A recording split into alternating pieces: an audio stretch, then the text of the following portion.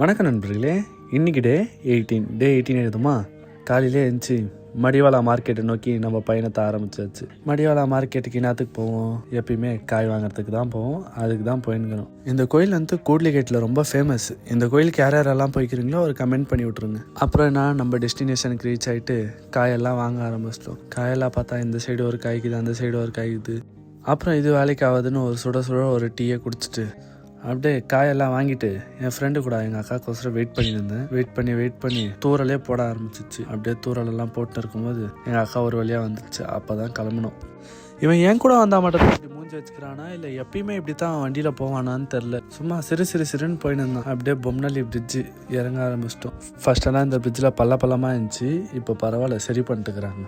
அப்படியே ஐட்டமெல்லாம் கடையில் வச்சுட்டு அப்படியே வீட்டுக்கு கிளம்பியாச்சு. வீட்டுக்கு போயிட்டு ரெடி ஆகிட்டு திருப்பியும் கடைக்கு கிளம்பியாச்சு. கடைக்கு போகிறோம் போயினே தான் இருந்தோம். ஒரு ரெஸ்ட்டே இல்லை வாழ்க்கையில். அப்புறம் அப்படியே கடைக்கு ரீச் ஆன உடனே முட்டை டெலிவரி கொடுக்கறதுக்கு அனுப்பிச்சிட்டாங்க. டெலிவரி கொடுக்கும்போது இது நல்லா இருந்துச்சு, ஒரு மாதிரி ஸ்கை. அதனால ஒரு வீடியோ.